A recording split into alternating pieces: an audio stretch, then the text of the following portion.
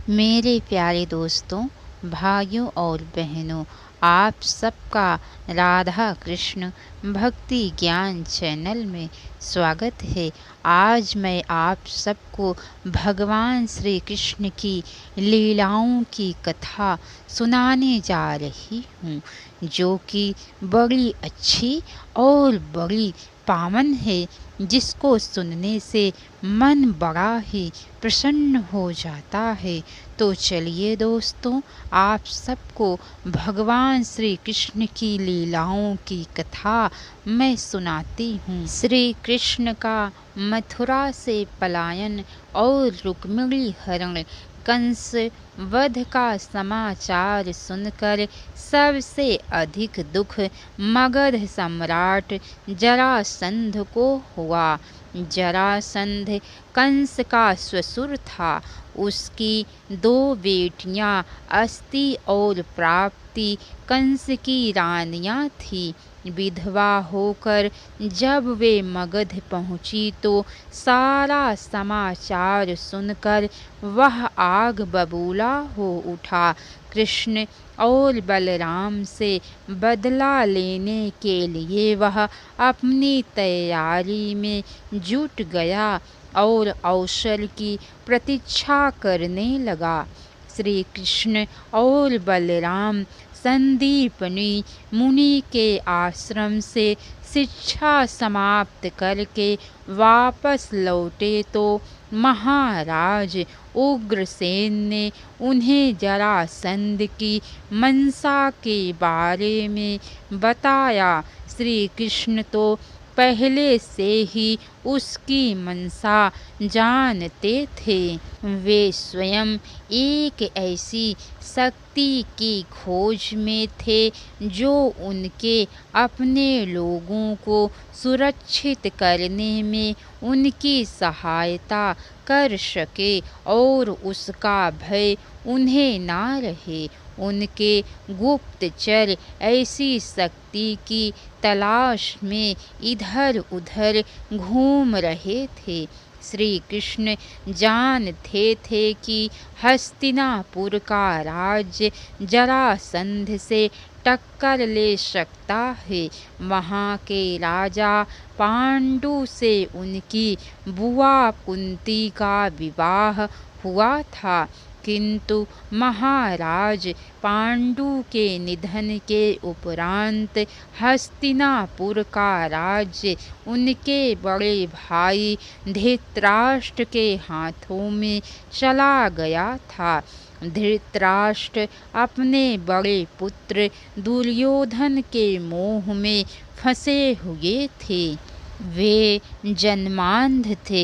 वे उसे हस्तिनापुर की राजगद्दी पर बैठाना चाहते थे, जबकि पांडु के बड़े पुत्र युधिष्ठिर उस गद्दी के अधिकारी थे। युधिष्ठिर के भाई भीम, अर्जुन, नकुल और सहदेव बड़े पराक्रमी थे, पर इस समय धृतराष्ट्र की कृपा पर वे वहाँ रह रहे थे। वे पांडव कहलाते थे। श्री कृष्ण उनका समर्थन पाना चाहते थे, इसीलिए अक्रूर को उन्होंने वहाँ भेजने के लिए बुलाया और कहा, अक्रूर, हमारी बुआ कुंती के पुत्र पांडव वहाँ हस्तिनापुर में किस दशा में रह रहे हैं। आप कृपया यह पता लगा कर आइए। यदि वे दुखी हैं तो हमें उनको सुखी करने का कोई उपाय करना चाहिए, क्योंकि वे हमारे संबंधी हैं। अक्रूर बोले, ठीक है, मैं आज ही हस्तिनापुर चला जाता हूँ और उनका समाचार लेकर जल्द ही लौटूंगा, ऐसा कहकर वे चले गए। उनके जाने के बाद श्री कृष्ण ने बलराम से मंत्रणा की। श्री कृष्ण ने दाऊ से कहा, दाऊ, जरासंध की सेना किसी भी समय मथुरा पर आक्रमण कर सकती है। महाराज उग्रसेन की सेना में इतनी शक्ति नहीं है कि वह उसका सामना कर सके। उससे निपटने के लिए हमें ही कोई उपाय करना होगा। तुम ठीक कहते हो कृष्ण, बलराम बोले।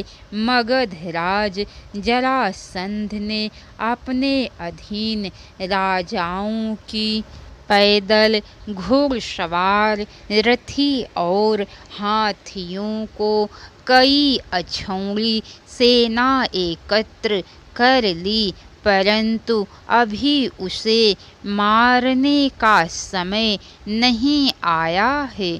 जब तक वह जीवित रहेगा तब तक इस धरती के दुष्टों की सेना एकत्र करता रहेगा। जब वह सेना विशाल हो जाएगी तभी उसका संहार करना उचित होगा, लेकिन तब तक हम चुप नहीं बैठ सकते। श्री कृष्ण ने कहा, हमें उसके आने से पूर्व ही अपनी तैयारी कर लेनी चाहिए। सेना और शस्त्र एकत्र करने का कार्य आज से ही प्रारंभ कर देना चाहिए, ताकि उसके आने पर हम उसका सामना कर सके।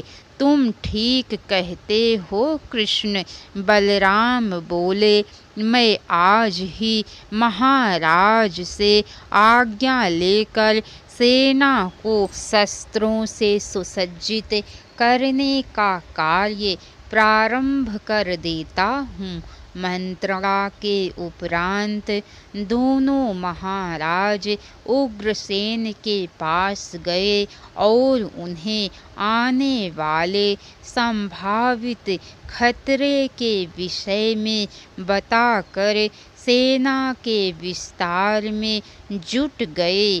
नए नए शस्त्रों का निर्माण तेजी से किया जाने लगा। कुछ समय बाद जिसकी संभावना थी वही हुआ।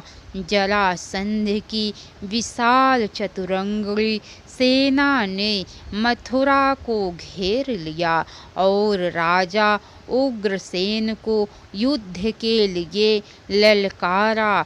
उसकी ललकार सुनकर श्री कृष्ण और बलराम अपने अपने रथों में सवार होकर जितनी सेना को साथ ले जा सकते थे उसे लेकर मथुरापुरी से बाहर निकले। जरासंध की विशाल सेना को देखकर श्री कृष्ण और बलराम जरा भी भयभीत नहीं हुए। श्री कृष्ण ने अपना पांचजन्य शंख उठाया और उसका तुमुल घोष किया। उस पांचजन्य शंख की ध्वनि सुनकर मगध की सेना दहल उठी। शंख की ध्वनि रुकते ही जरासंध ने अपना रथ आगे बढ़ाया और श्री कृष्ण व बलराम के सामने आकर बोला, नीच कृष्ण, तूने मेरे जमाता का वध किया है। तूने यह भी नहीं सोचा कि वह तेरा मामा था, लेकिन तू अभी मेरे सामने बच्चा है। तेरे साथ युद्ध करते हुए मुझे लाज आ रही है। मैं तेरे साथ नहीं लड़ सकता। पिता, हाँ, यदि तेरे इस दाऊ बलराम में शक्ति हो तो मुझसे युद्ध करे। श्री कृष्ण ने कहा, मगधराज, जो सूरवीर होते हैं वे तुम्हारी तरह ना तो प्रलाप करते हैं और ना डींगे ही हाँका करते हैं, वे तो अपना बल पौरुष ही दिखाते हैं। अब तुम्हारे सिर पर नाचती हुई मृत्यु को मैं साक्षात देख रहा हूँ। तुम में यदि साहस है तो हमारा सामना करो, इस तरह बक बक मत करो। श्री कृष्ण की बात सुनकर मगधपति जरासंध क्रोध में भर गया। उसने अपनी सेना को आक्रमण का आदेश देते हुए श्री कृष्ण और बलराम को उनकी छोटी सी सेना के साथ चारों ओर से घेर लिया, यहाँ तक कि वे उस सेना के बीच छिप से गए। इसके आगे की कथा दोस्तों आप सबको कल सुनने को मिलेंगी। तो कैसी लगी कथा लाइक करके कमेंट बॉक्स में ज़रूर बताइएगा। अगर हो सके तो एक बार शेयर भी ज़रूर कीजिएगा। तो बोलिए श्री कृष्ण भगवान की जय। राधे राधे दोस्तों, हर हर महादेव।